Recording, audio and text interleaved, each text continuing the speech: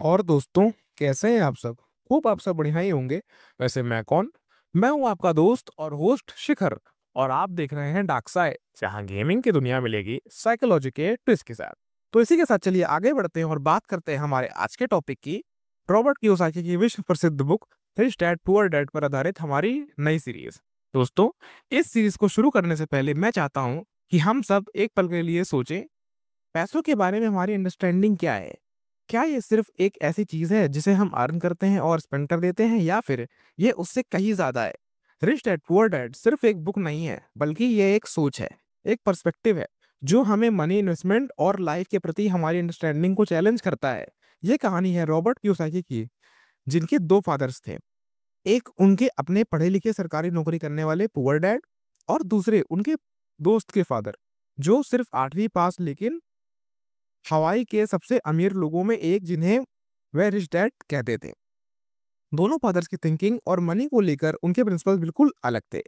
एक कहते थे खूब पढ़ो लिखो ताकि तुम्हें अच्छी सेफ जॉब मिल सके, वहीं दूसरे कहते थे खूब पढ़ो लिखो ताकि तुम अच्छी कंपनीज खरीद सको और दूसरों को जॉब दे सको, ना कि जॉब करो, दूसरों को अपॉर्चुनिटीज दो। एक फादर सिखाते थे कि पैसों की कमी ही सारी प्रॉब्लम्स की जड़ है, जबकि दूसरे का मानना था कि पैसा खुद कोई इविल चीज नहीं, बल्कि फाइनेंशियल इग्नोरेंस असली प्रॉब्लम है।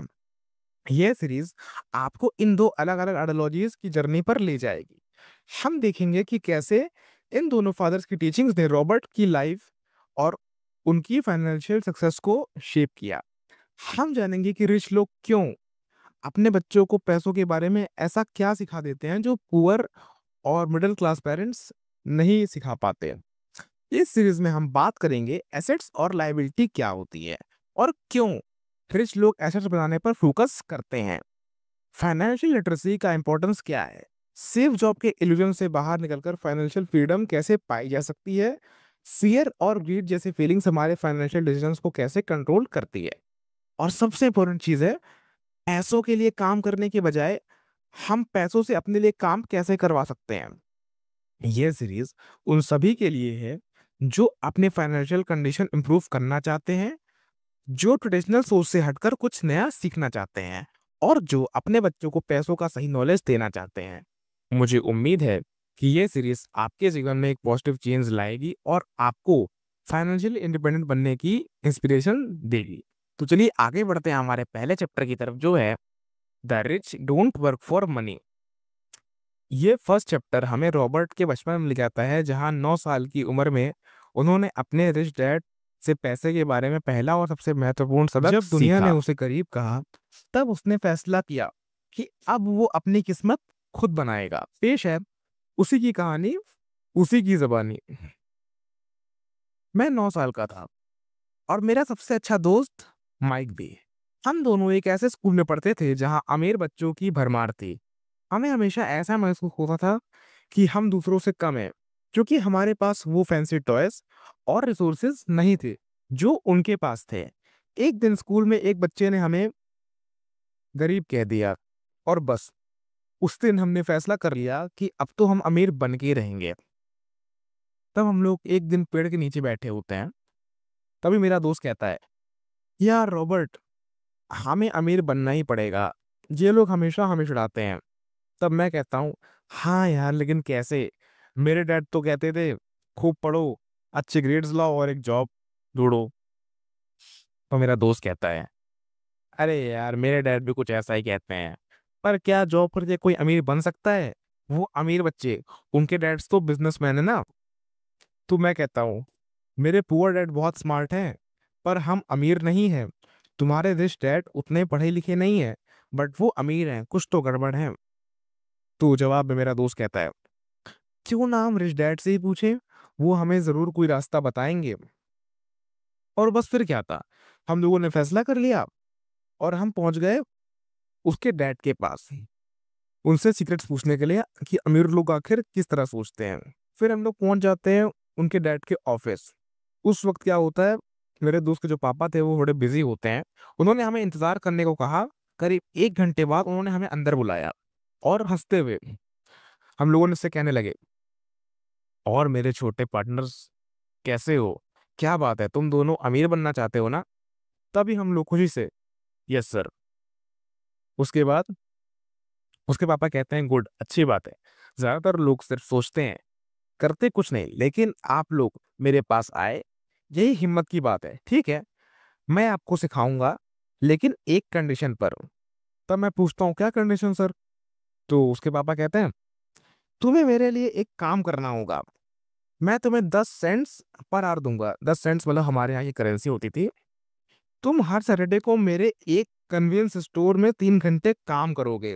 अरे उनके कन्वीनियंस स्टोर थे तो उसमें काम करने को बोला था। हम लोग को कहे थे 3 घंटे काम करोगे, मैं आप लोग को 10 सेंट्स दूँगा। है ना? तो मैं कहता हूँ 10 सेंट्स पर आवर, ये तो बहुत कम था। मैकडॉनल्ड्स में भी इससे ज़्यादा मिलते थे। लेकिन हमें सीखना था, इसलिए हम मान गए। हम हर सैटरडे को वहाँ जाते, धूल साफ करते, शेल्फ्स ठीक करते, और वो भी सिर्फ 10 सेंट्स के लिए। कुछ हफ्तों बाद मेरा पेशेंस जवाब देने लगा। मैंने अपने दोस्त से कहा, यार ये क्या है? हम इतनी मेहनत कर रहे हैं और रिच डैड हमें पीनट्स दे रहे हैं। वो हमें सिखाने वाले थे, लेकिन वो तो हमसे चीप लेबर करवा रहे हैं। मैं ये जॉब छोड़ रहा हूँ, बस मुझे नहीं पता। तो मेरा दोस्त कहता है, रुक जा यार, शायद ये भी उनके सिखाने का कोई तरीका हो। मैं कहता हूँ, नहीं यार, बहुत हुआ, ये कौन सा तरीका होता है? मैं उनसे बात करता हूँ जाकर अभी। फिर हम लोग पहुंच जाते हैं रिच डैड के ऑफिस। मैं थोड़ा गुस्से में रहता हूँ उस टाइम। मैं उनके ऑफिस पहुंच जाता हूँ और उनसे कहता हूँ, सर आपने हमें चीट किया है। आपने कहा था कि आप हमें काम सिखाएंगे, पर आप तो हमसे सिर्फ काम करवा रहे हो, वो भी इतने कम पैसों में। मैं ये जॉब छोड़ रहा हूँ, बस मुझे नहीं पता। तभी वो कहते हैं, वो एकदम शांत रहते हैं। मैं गुस्से में रहता हूँ बट वो शांत रहते हैं, तो मैं भी चौंक जाता हूँ। वो कहते हैं, मुझे लगा था तुम्हें कुछ हफ्ते और लगेंगे ये समझने में। बैठो। मैं हैरान होकर बैठ जाता हूँ। मेरा दोस्त माइक भी वहां पर होता है। तो वो कहते हैं, देखो बेटा, ज़्यादातर ऐसे लोग नंबर होते होते हैं ना, वो ऐसे ही होते हैं। वो एक जॉब ढूंढते हैं, कम सैलरी पर भी काम करते हैं, और फिर कंप्लेन करते हैं, लेकिन जॉब छोड़ते नहीं। क्यों? क्योंकि उन्हें डर लगता है। बिल्स पे करने का डर, जॉब खोने का डर, और दूसरी तरफ उन्हें डिजायर होती है ज्यादा पैसे की, अच्छी चीजों की। ये डर और लालच उन्हें एक रैट रेस में फंसा देता है। अब मैं कहता हूँ, ये रैट रेस क्या है? तो वो कहते हैं, सोचो, एक चूहा एक पहिए में दौड़ रहा है। वो जितनी तेज दौड़ता है, पहिया उतना ही तेज घूमता है, लेकिन वो पहुंचता कहीं नहीं। ज्यादातर लोग भी ऐसे होते हैं। वो ज्यादा पैसों के लिए ज्यादा मेहनत करते हैं, ज्यादा कमाते हैं, और फिर ज्यादा खर्च करते हैं। उनकी इनकम बढ़ती है तो खर्चे भी बढ़ जाते हैं, और वह हमेशा पैसों के पीछे भागते रहते हैं। दे वर्क फॉर मनी, वो पैसों के लिए काम करते हैं। तो मेरा दोस्त कहता है, तो अमीर लोग क्या करते हैं? तभी उसके पापा बताते हैं, जो रिच डैड थे, the rich don't work for money. उन्होंने यही सेम स्टेटमेंट कही थी, मुझे आज भी याद है। अमीर पैसों के लिए काम नहीं करते, अमीर लोग पैसों से अपने लिए काम करवाते हैं। They make money work for them instead working for it. मेरा दोस्त कहता है, पर कैसे? तभी वो कहते हैं, यही तुम्हें सीखना है, लेकिन पहले तुम्हें इस रैट रेस से बाहर निकलना होगा। तुम्हें अपने इमोशंस, डर और लालच को कंट्रोल करना सीखना होगा। इसीलिए मैंने तुम्हें इतने कम पैसे दिए।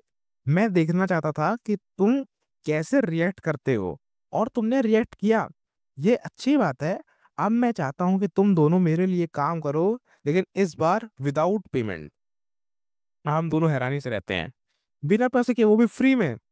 तो वो कहते हैं, हाँ फ्री में, लेकिन इस बार तुम काम नहीं करोगे, तुम सीखोगे, तुम मेरे साथ रहोगे, मेरे बिजनेस देखोगे, और अपॉर्चुनिटीज देखोगे। तुम ये सीखोगे कि पैसा कैसे बनाया जाता है, बजाय इसके कि पैसों के लिए कैसे काम किया जाता है। तब मैं कहता हूँ, ये टफ डिसीजन है, बिना पैसों के काम करना। लेकिन रिच डैड की बातों में कुछ ऐसा था ना, कि हमने उनकी बात मान ली, और हम रिच डैड के साथ उनकी मीटिंग में जाते, उनकी डील्स देखते, और समझने की कोशिश करते वह कैसे सोचते हैं। ऐसा कई महीने बीत चुके थे। हमने देखा कि वो जॉब सिक्योरिटी की परवाह नहीं करते थे, बल्कि फाइनेंशियल फ्रीडम की बात करते थे।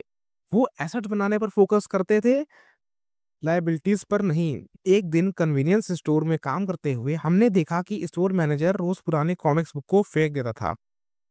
तो मेरा दोस्त कहता है, रॉबर्ट देखो यार, ये सारी कॉमिक्स बुक इन्हें फेंका जा रहा है। तो मैं कहता हूँ, हाँ यार, ये तो वेस्ट है, क्या हम इन्हें ले सकते हैं? तो हमने स्टोर मैनेजर से पूछा और उसने हमें इजाजत दे दी। हमारे पास अब बहुत सारी कॉमिक बुक्स थी। तो हम इनका क्या कर सकते हैं यार? तो मेरा दोस्त कह रहा था, क्यों ना हम एक लाइब्रेरी खोलें, हमारे स्कूल के बच्चे इन्हें पढ़ना जरूर पसंद करेंगे। और बस फिर क्या था, हमें हमारा पहला बिजनेस आइडिया मिल गया। हमने माइक के घर के बेसमेंट में एक छोटी सी लाइब्रेरी का स्टार्टअप किया। हमने 10 सेंट्स एंट्री फीस रखी, जिसमें बच्चे जितनी चाहे उतनी कॉमिक्स बुक्स पढ़ सकते थे। हमारा बिजनेस चल पड़ा, बच्चे आने लगे और हम अर्निंग करने लगे। और सबसे अच्छी बात तो ये थी कि वहाँ फिजिकली प्रेजेंट रहने की जरूरत भी नहीं थी। हमने माइक की बहन को $1 पर वीक पर लाइब्रेरी मैनेजर रख लिया था। हमने कुछ ही महीनों में अच्छा खासा प्रॉफिट कमाया, और ये सब हमने बिना नौकरी के किया। हमने एक अपॉर्चुनिटी देखी, उसे यूज किया और पैसा बना लिया। अब हम पहुंचते हैं रिच डैड के ऑफिस। रिच डैड कहते हैं, एक्सीलेंट, देखा, तुमने पैसे के लिए काम नहीं किया, तुमने अपने दिमाग का यूज किया और अपॉर्चुनिटीज ढूंढी और पैसे को अपने लिए काम पर लगाया। यही है lesson number 1। The rich don't work for money, they make money work for them. ज्यादातर लोग जॉब ढूंढते हैं, सिक्योरिटी ढूंढते हैं, वो पेचेक के इंतजार में रहते हैं। लेकिन अमीर लोग अपॉर्चुनिटीज ढूंढते हैं, एसेट्स बनाते हैं और पैसे को अपने लिए मेहनत करने देते हैं। उस दिन हमें समझ आया कि रिच डैड हमें क्या सिखाना चाहते थे। वह सिर्फ पैसों के बारे में नहीं था, ये माइंडसेट के बारे में था, ये फाइनेंशियल एजुकेशन के बारे में था, जो हमें स्कूल में कभी नहीं सिखाई जाती। स्कूल हमें अच्छा एम्प्लॉयर बना सकता है, अच्छा एम्प्लॉयर या इन्वेस्टर बनना नहीं। रिच डैड फिर कहते हैं, याद रखो, जॉब सिर्फ एक शॉर्ट टर्म सोल्यूशन है लॉन्ग टर्म प्रॉब्लम का। असली वेल्थ तब बनती है जब तुम पैसों के लिए काम करना बंद कर देते हो और पैसा तुम्हारे लिए काम करना शुरू कर देता है। अपने दिमाग को ट्रेन करो, अपॉर्चुनिटीज देखो और डर को अपने ऊपर हावी मत होने दो। Learn how money works and then make it work for you. और यही थी रिच डैड की पहली और सबसे पावरफुल लेसन। इसने हमारी सोच बदल दी और हमें फाइनेंशियल फ्रीडम के रास्ते पर पहला कदम रखने की मदद की। तो दोस्तों यार, अब वक्त आ गया रॉबर्ट के कैरेक्टर से बाहर आने का। उम्मीद है आपको ये पार्ट पसंद आया होगा। अगर हाँ, तो इस वीडियो को लाइक और शेयर करना बिल्कुल मत भूलना। और ये तो बस शुरुआत थी। रिच डैड पुअर डैड के अगले चैप्टर्स में और भी गजब सीखें मिलेंगी। इसीलिए चैनल को सब्सक्राइब करना बिल्कुल ना भूलें ताकि कोई भी पार्ट मिस ना हो। मिलते हैं अगले वीडियो में, तब तक के लिए बाय।